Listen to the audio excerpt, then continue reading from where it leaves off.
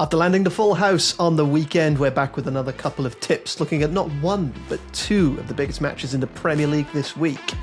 But it's all about the Premier League. We'll discuss what's going on down at Torquay right now before I drop a surprise quiz that may destroy Sam's reputation as a tipster.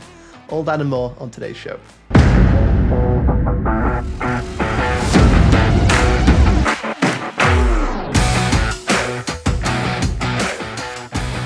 Hello and welcome to the Betting Expert Football Podcast. I'm your host, Daniel Jenkins, joined as ever by Betting Expert's football editor, Mr. Sam Ingram. How are we doing, mate? Hi, Dan. Yeah, good, thanks. We had a good weekend on the bets. I also went to watch Wimbledon versus MK Dons on Saturday in League 2, which has been on my EFL bucket list for a little while. So I had a really good day out there. Atmosphere was great. Football wasn't that great for about 85 minutes, to be honest. Had a pizza at half-time. AFC Wimbledon got the winner in stoppage time. Place went wild, but yeah, there's certainly no love lost there between the fan bases, so it was an interesting afternoon. No, it looked quite feisty. How was the pizza? Was it any good? Or? Really good. I can't remember what the little food van was called, so I'll give them a shout out, but yeah, fully recommend. Plymouth Argyle is actually the best halftime food I've ever had. It's Ginster's pasty. Yeah, it's really good. Yeah, nice. You can't go too far wrong with a pasty. Exactly. Really. So I'm biased, but yeah. You are a little bit West Country biased. So as ever, we'll start by recapping last week's bets. And Sam, after all that discussion about how to respond to a week of losses, back with a bang. It was 2 from 2, not bad at all. So while staking 1 unit per bet, that takes the overall profit for the podcast to 2.635 units from just 8 units staked. Happy with that? Yeah, I'd say so. Yeah, not a bad return at all. Not bad after probably a month or so. So just to recap, first bet you had Barnsley +0 in the Asian handicap market versus Wickham. Now, I'd say it was never in doubt, but I'd be lying because Barnsley fell behind twice in the match. Talk me through what happened on the day. Yeah, so we went against the grain on Barnsley to get the job done. In Wickham, they were 2.75 underdogs. Both the bookmakers and Betsy fancied a Wickham victory on the weekend, so that makes this a little bit sweeter, to be honest. They did go behind twice, but they deserved the win on the whole. We mentioned it last week, like that individual quality in that Barnsley side should really have them right up there near the summit of League One this season.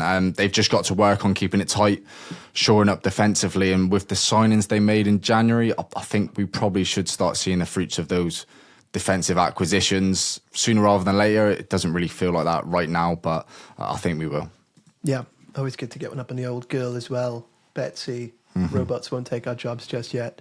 So the other bet was City to win and under 4.5 goals in the Manchester derby. Again, love to say it was never in doubt, but at halftime, City had generated 2.70 XG to United's 0.19, but found themselves 1-0 down. Now, Erling Haaland's ridiculous miss was accountable for, I think, 0.93 of that XG. But were you concerned at the break with those stats on the board?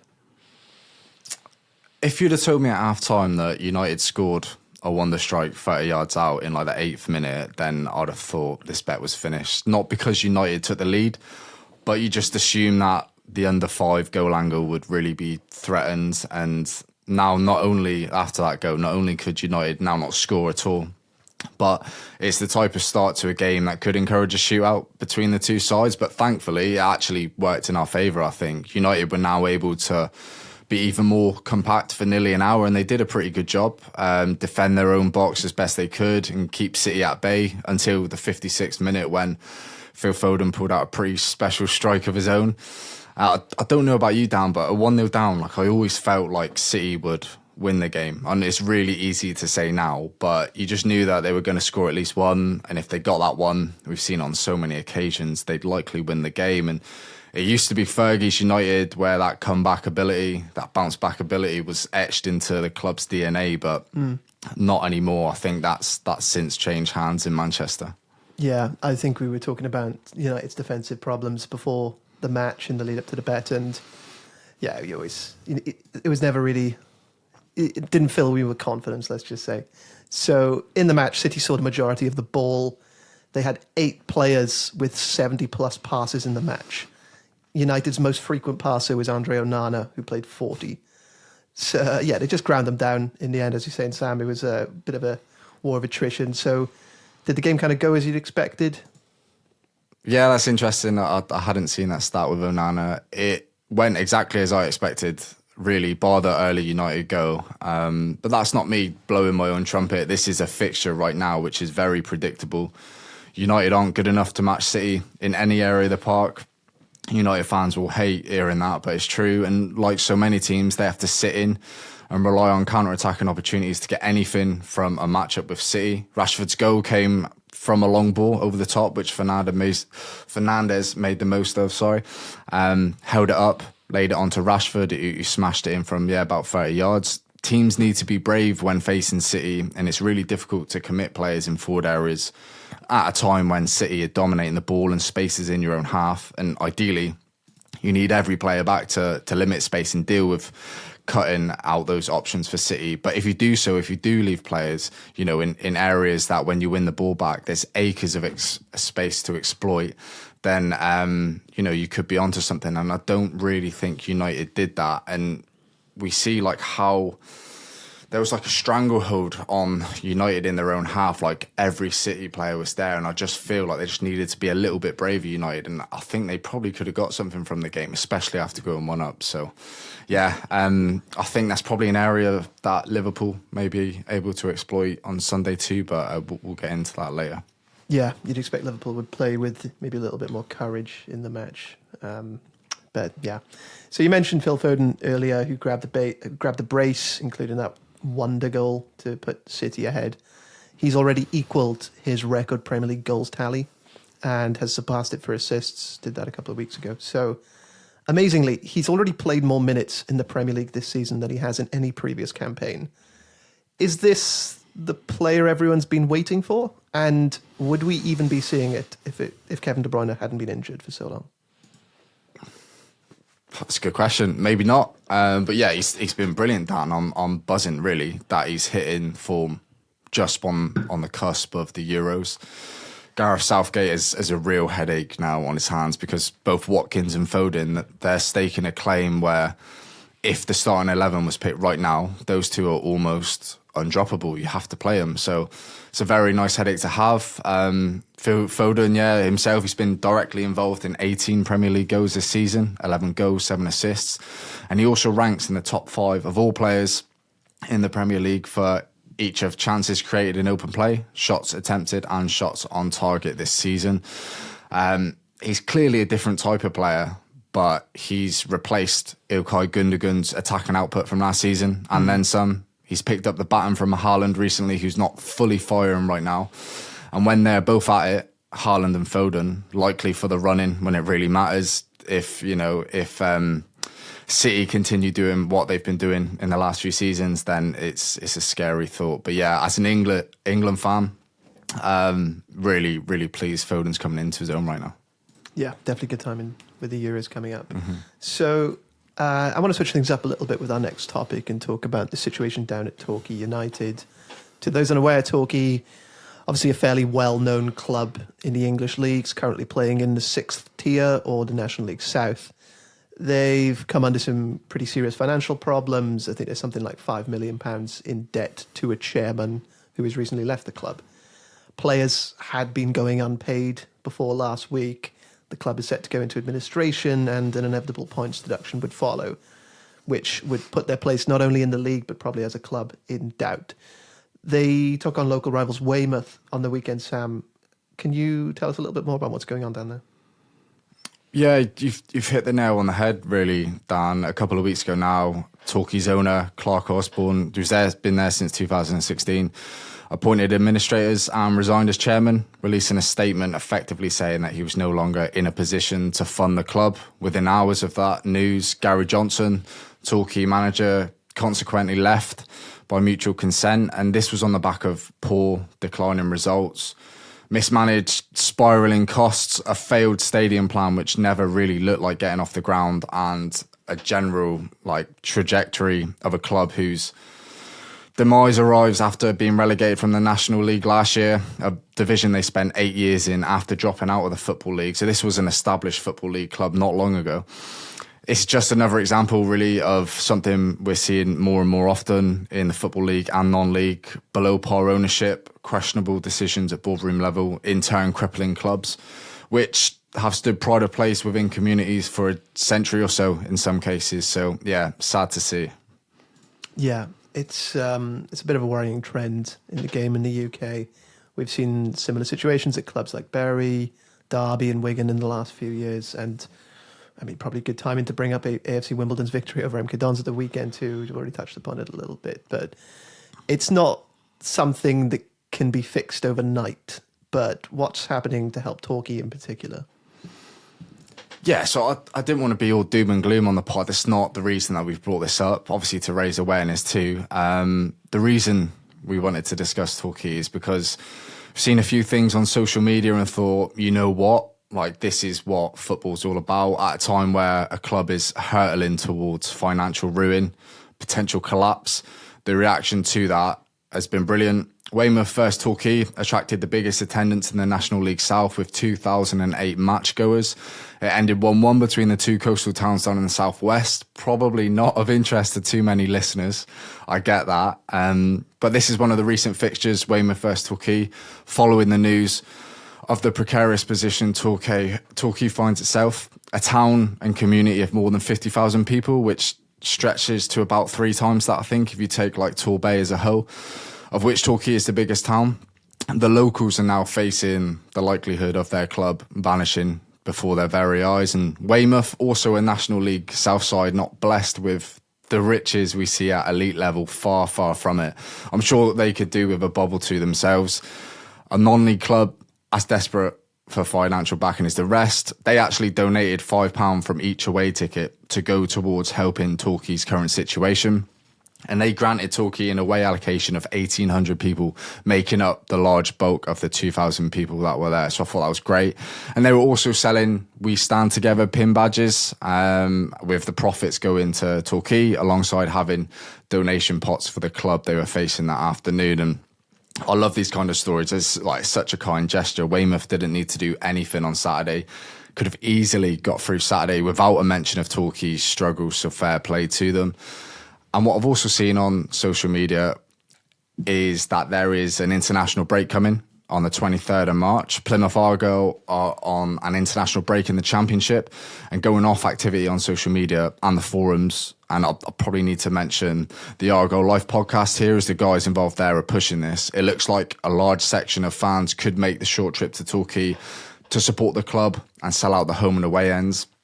And also last night, luckily, I saw Exeter City fans have also been buying tickets following the news that broke yesterday that their Leyton Orient away fixture during the international break was also postponed. And I wouldn't be surprised at all if they match Plymouth Argyle fans for tickets. So see, Argyle and Exeter, if you didn't know, is the two big clubs in that region.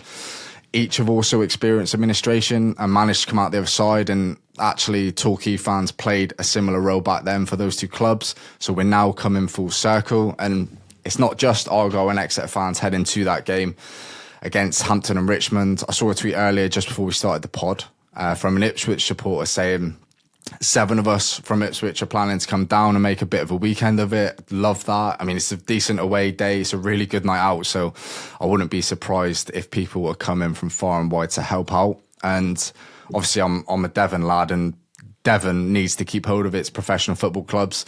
It's a big catchment area. It's a big area, but we're not blessed with like maybe Lancashire, Yorkshire and Midlands. Like, you know, there's loads of clubs knocking about there. Yeah. Devon's not the same.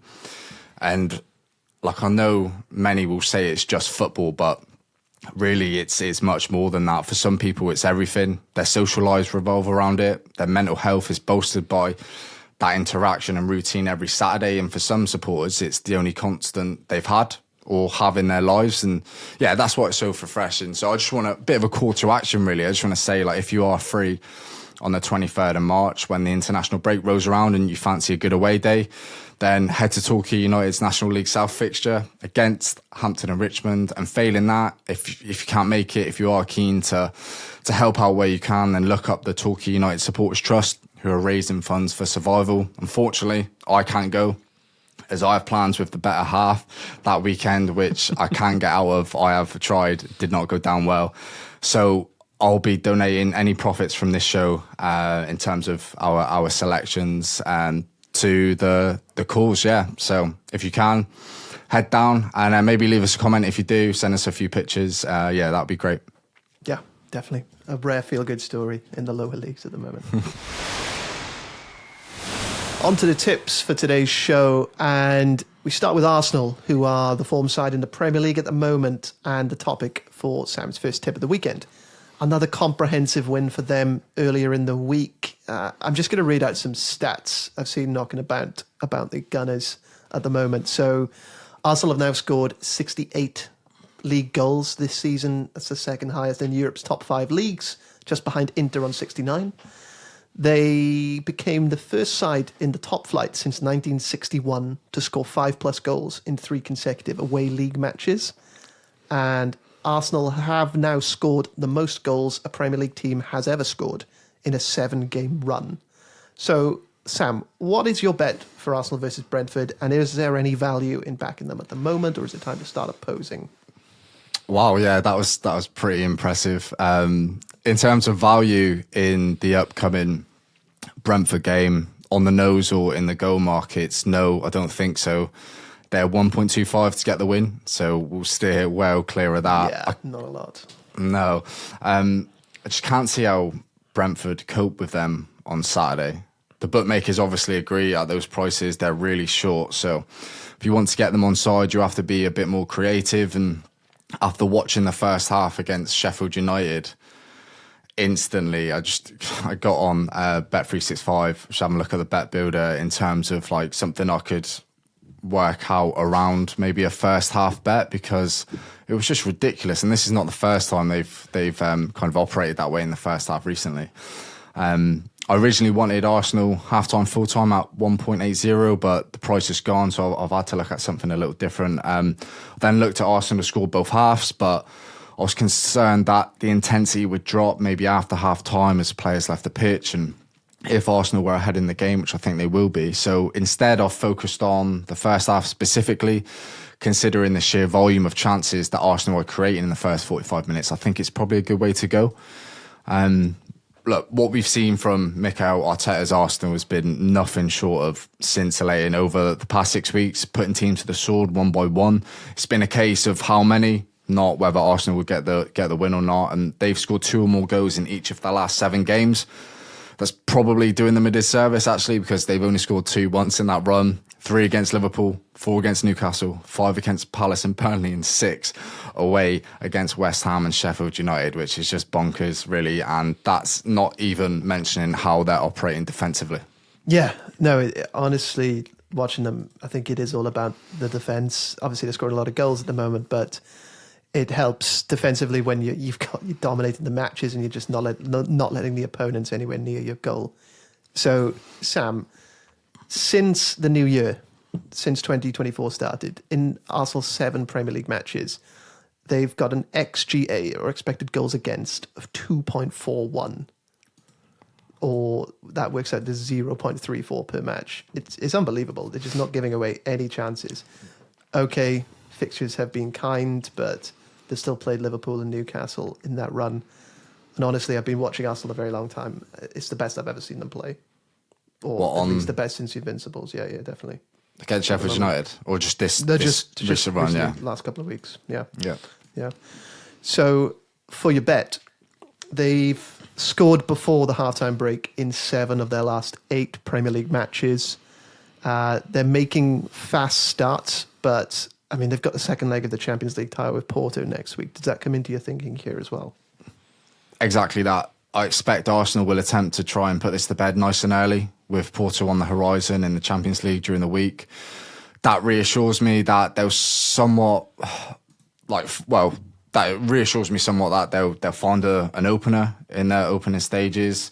That's the approach that they've headed into games with. It's been pretty frantic in the opening stages of games, and teams just haven't been able to deal with them. So on the bet builder function on Bet365, I've gone for Arsenal to win. Arsenal to win the first half, and also Arsenal to have over 1 corners in the first half too. So basically just a bet thinking that the pressure will really come for Brentford in the opening stages of the half, and hopefully that ends in Arsenal scoring 1 or 2 and taking off the bet pretty early on. So I mentioned a second ago that the likelihood of subs in the second half is there.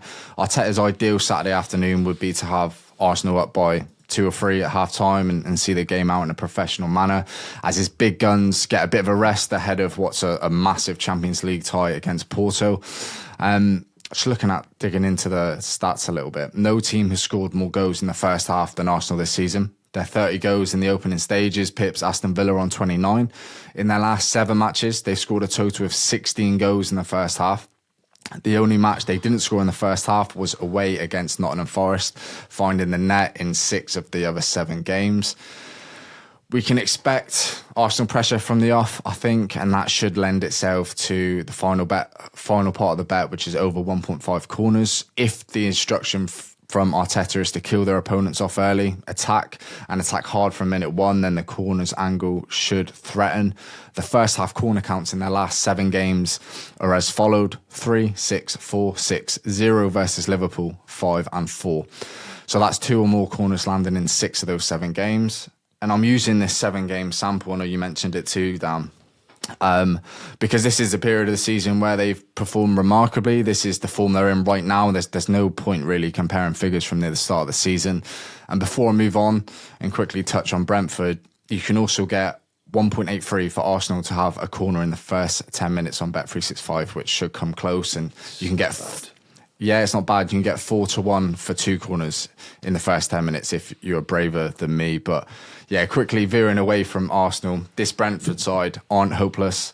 They are missing a few from injuries, but they can pack a punch. But I'm hopeful that this resolute defensive Arsenal showing continues, and if it does, they shouldn't really create the volume of chances you'd expect that's needed for Arsenal to lose this fixture. If this was a fully fit Brentford side, then maybe they'd have a good chance. The Brentford treatment room is currently a hive of activity. Ben Mee was the latest to have his season chalked off. Vissa is back and playing, but the others who remain sidelined include Mbeumo, Rico Henry, Mitch Pinnock, Josh Da Silva, Kevin Schade and Aaron Hickey. Probably left a couple out too, but that injury list is crammed with Brentford starters, and that may just be the difference between them not having a chance to upset the apple cart on Saturday and then having some joy. Yeah, Ivan Toney's still available. He's given Arsenal a game in the past, so not all doom and gloom. Plus, Arsenal will be without David Raya, who's on loan from his parent club and is ineligible to play in this one. You mentioned the corner angle, and generally when Arsenal get a corner, they usually get a score. They usually get a goal these days. So definitely gives us a bit of confidence in that. For the record, Betsy has Arsenal at 2.31 expected goals in this game, with Brentford at 0.63, margin of plus 1.68, and goal total of 2.94. So definitely looking good for Sam's bet. And I agree with this one a lot more than scoring both halves previously. Mm-hmm. Definitely thinking the right way with Porto to come.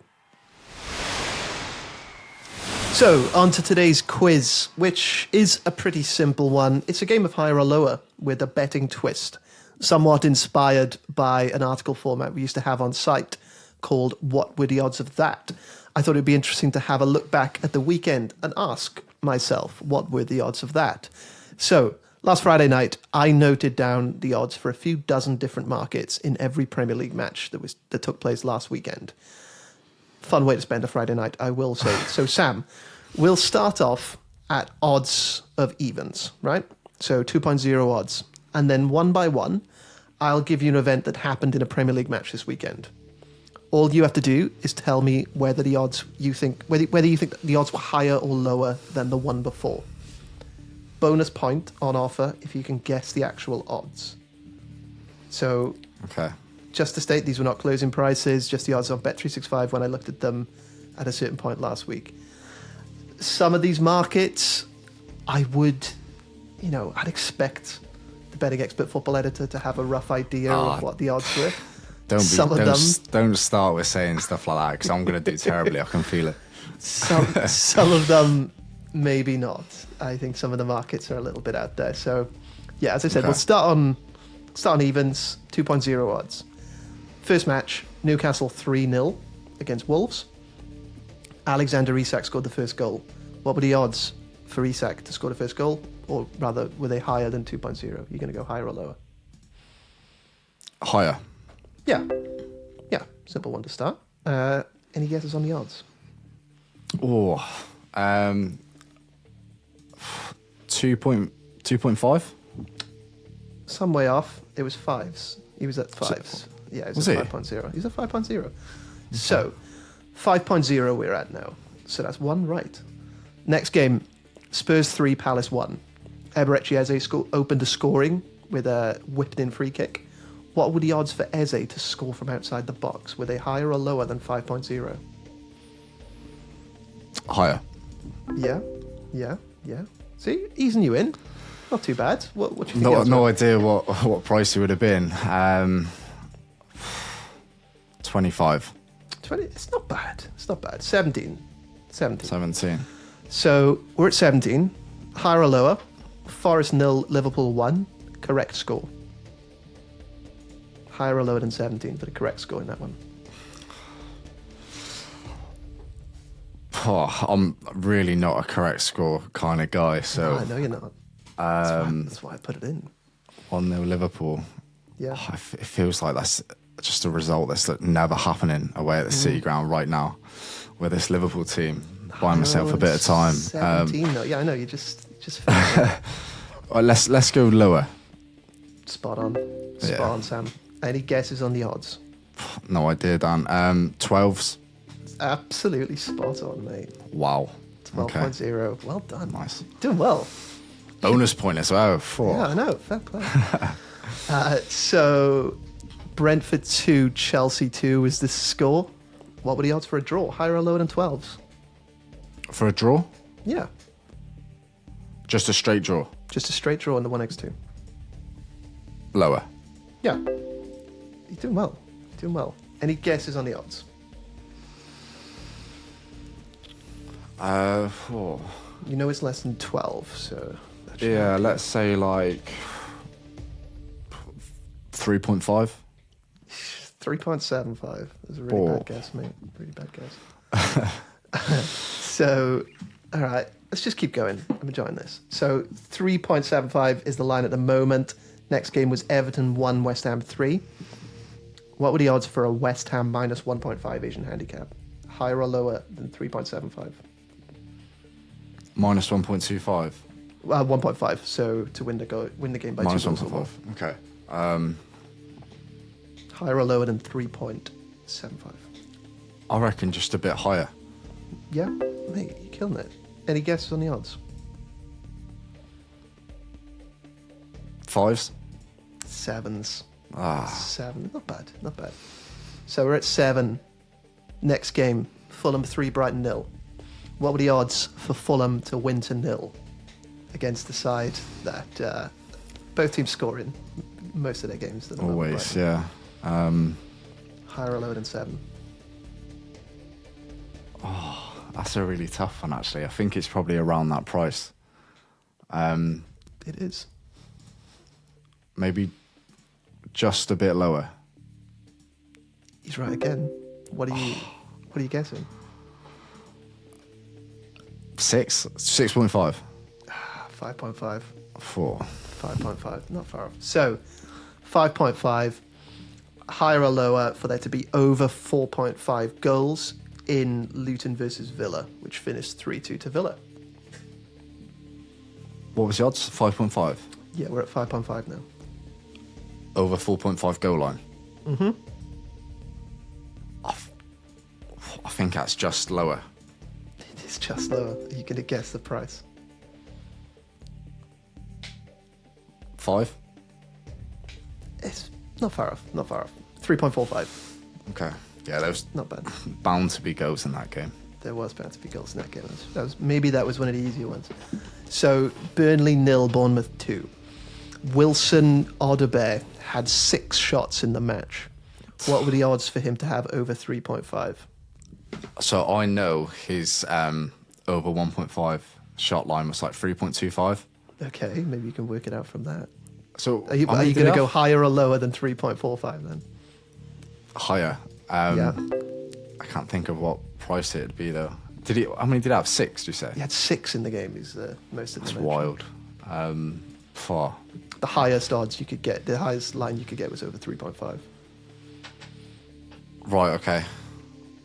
What? So there were no odds for. No odds for like over 5.5. So There's only 3.5 was the max. So I'm not guessing then. You are guessing. Just guess. Or would it have been like 30 maybe? It was 20 to 1. 20 to 1. So 21 odds. That's not bad. It's not bad. It's not bad if you can get it. Yeah. Higher or lower than 20 to 1 or 21.0 odds for Phil Foden to score 2+ goals in the Manchester derby. Lower. Odds? 14. It was 12s. It was 12s. 12s. Yeah, not bad. Not bad. You're doing well, Sam. Can he make it a full house? A rare full house in the quiz. So Very rare. I was looking at the previous quiz date. Did you know what your win percentage was in quiz? Do you know how many quiz questions you've had right so far? In a percentage, Yeah. 30, 40, something. It was dire. 50. It was 50. 50? So That's not absolute bad, you know. coin toss for some That's of not them. bad at all. We'll take that. pushing We'll these bomb that up a numbers bit this week. Yeah, stat padding in this one. So odds of 12.0, higher or lower for the 2024 PFA Player of the Year Declan Rice to get over 4.5 shots in Sheffield United versus Arsenal. He had 5 shots in the match, which was the most. Higher or lower than 12s. Against Sheffield United. Oh, I'm guessing the shot prices would have been horrendously priced for Arsenal players. I know he's not right up there, but it probably still wouldn't have been great. I'd usually say higher, but let's go a little bit lower. Lower than 12. You fell at the final hurdle. Yeah, 20 to 1. Disgrace. 21.0 odds. Yeah, Keep that going, makes sense. Very impressive, actually. Did well. I've been researching. Yeah. Been brushing up on, trivia. On your lines, yeah. Now we're back to the bets, and the other big match in the Premier League this weekend is Liverpool versus Manchester City, which, Sam, I'm amazed you're actually betting on. Where is the value in this one? Yeah, so it's another bet builder for me. City will draw, double chance, and over 2.5 goals at 1.90. Liverpool been brilliant of late. Since their 4-1 defeat against Manchester City at the Etihad last season, saw this stat doing the rounds earlier. Liverpool have won more points, scored more goals, and lost fewer games than any other Premier League side, whilst also keeping the joint most clean sheets. And they're top of the league, so you can't argue with it. And now Klopp's leaving. There's like an additional bite to this Liverpool side that maybe wasn't there beforehand. And however, despite all of that, I feel that this has started to wane a little bit recently in terms of performances, and fair play to them. They've lost their best players and they continue to win and win and win games. It's relentless. But Chelsea should have buried them at Wembley. They had the chances to do so. Southampton should have scored a couple in the FA Cup fixture at Anfield. They beat Forest by just the 1 goal, but that was well deserved. And now they head to Prague on Thursday night, where Klopp will be desperate to rotate his squad. City face Copenhagen on Wednesday evening, so that's one more day of rest for Pep's side, which is a little leg up for the bet. Can Klopp rotate this side? Is he able to? He might have to field an 11 full of academy players, if so, if he wants to rest the majority of his big guns, but I think he'll end up playing players he'd rather not ahead of this big Premier League clash on Sunday. Again, really not ideal for Liverpool. Prague away on a Thursday night. This Thursday night in particular is a big, big inconvenience. Yeah, definitely. You mentioned Guardiola and Pep. Guardiola and Klopp then. This will almost definitely be the last meeting between the two of them in the Premier League. And the Liverpool boss has actually got a really good record when his side is playing at home. Klopp has lost just 1 of his 7 Premier League matches with Pep Guardiola at Anfield, winning 4. Are you worried that run will continue? It's really been a wise decision to oppose Liverpool under Jurgen Klopp, prevent them, oppose them getting a result at Anfield. Yeah, it's often unwise to oppose Jurgen Klopp at Anfield, even with home advantage, though this time round. I'm not sure if the side we see on Sunday will match up to what's in the away dressing room. Not enough to win the game anyway. my thinking for this bet originally was, after watching them both quite a lot recently, was that I just have to back goals in some way, shape or form. We spoke a bit earlier about how City on the break, they are susceptible. They can really be got at if you're brave enough, if you commit players forward, and at Anfield, Liverpool will do so. So had a look at over 2.5 goals, trading about 1.50. Not, don't really interest me. The Asian line set about 3.25, so bookies expecting goals as well. Considered that, but it's quite a hefty goal line. I don't really like getting involved with stuff like that. So I had to play around with over 2.5 goals on the bet builder again, similar to what I did for the Arsenal game. And by tagging on City not to lose, we can get that over 2.5 goals price to 2.20. Not really a bet I'd usually play, but I mean, if you're looking for a safer bet, I'd probably usually go for Man City over 1.5 goals at 1.80. It's a good bet to take. But I think I am really expecting goals. I expect 3 goals, and I don't think Liverpool are going to run out winners. So makes sense. We can get to a 2.20 price just by doing that. And in terms of the game specifically, I just think City have more than enough to avoid defeat with the likes of Mo Salah, Trent, Alisson, Jota, Curtis Jones. Liverpool are worse off. Of course they are. Salah specifically has been involved in 17 goals in 19 appearances against Man City, which is impressive. Yeah.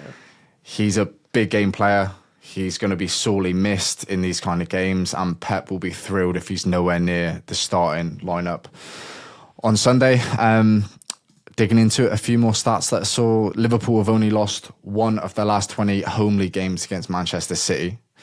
However, if you take both home and away fixtures into account, they've managed to only win once in their last 8 Premier League meetings between themselves and Manchester City.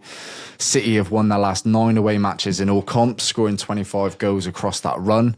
And I just can't see this Liverpool backline keeping City at bay. And we just spoke about it, that space that City left them behind in transitions. In the Manchester derby, it was significant. It was a similar story against Bournemouth. And although we might not see it to that extent on Sunday, I think Liverpool can really hurt City if they're on their game. A more clinical United and Bournemouth setup could have seen either team get something from those respective fixtures. And then if the same chances are afforded to Liverpool, I think they take them, but just maybe not enough to actually win the game. Yeah, maybe the absence of Mo Salah means they probably can't threaten as much as they would want to. Maybe we'll see something similar to that United game. I mean, my personal view is that City get something from this game, whether that's a win or even just a sort of morale-boosting draw, and then we start to see Liverpool drop off a little bit in the title race. What do you think of that? I think you're right in terms of City getting something from the game. I think Man City will win the league. I've said it for a while now. The squad's too good. The depth Pep has to choose from is unrivaled. They have been there and done it. They're used to the big crunch Premier League games like the one on Sunday. Phil Foden, we spoke about him, he's coming into form. And he's joining that kind of game-winning level that De Bruyne and Haaland usually operate on. And I don't foresee a huge drop-off for Liverpool until the end of the season. Far from it, really, but I can't see them keeping up. So, yeah, I do agree. We've said it before, though, like keeping up with this City team, it's difficult. And if you can't, it's no disgrace. You just look at what you're competing against. Yeah, I mean, if you lose a couple of players, if you're at any squad other than Manchester City's, then you're bringing in people who are significantly worse off, and that's just going to affect the results. I think we may see that here. It's to keep up that level of consistency over the Premier League season and compete with what City's got is almost impossible. And look, I don't want to bring, I'm not going to go into it, but with the 115 charges hanging over their heads as well, it's just, how can you compete with it? It's impossible. Yeah. What are you going to do? We won't go into that much further before our lives get involved. That's another pod, I think. So, for the record, Betsy has Liverpool with a slight advantage coming into this game. Liverpool's expected goals are 1.54, Manchester City's are 1.44, margin of 0.1, and a total of 2.98. So, value with the unders, according to Betsy, and value with Liverpool, which goes against, but completely went against it last against. week. You went against it last week and you won. So, Sam versus Machine. Let's see how this one goes. Part 2. Fantastic. So just to wrap up Sam's bets, it was a couple of bet builders. He said he doesn't like to do bet builders, but he's gone for 3 in a row, I think, if you look at the pod. Arsenal versus Brentford. He's gone for Arsenal to win the match, Arsenal to win the first half, and over 1.5 corners. It's down as over 1 corner in Bet365. That's coming in at 1.90 odds. Second bet was for Liverpool versus Manchester City. He's going for a City or draw double chance and over 2.5 goals or over 2 goals, according to Bet365. That's coming in at 2.20 odds. And Sam, I'm going to ask you this same question every single week, but singles or doubles? What do you say? I think maybe singles this week. Oh, I'm shocked. Wow. Amazing. So the double for the record is coming in at 4.20, but that doesn't matter to Sam. Let's be real. As ever, if you are going to be using some of the tips from the show, then please gamble responsibly, only betting what you can afford to lose. And if you've got some spare time, we've got a bit of a Q&A section on our Spotify account. If people want to ask any questions there on the bet or on the Betting Expert Discord as well, we may decide to answer them on the show next week. If you have even less spare time, then please just leave us a review on Spotify or Apple Podcasts, because we are a brand new show. It really helps so much with visibility. Let's wrap it up there. Thanks as ever to Sam Ingram. Thank you very much. And thank you from me. We'll be back next week.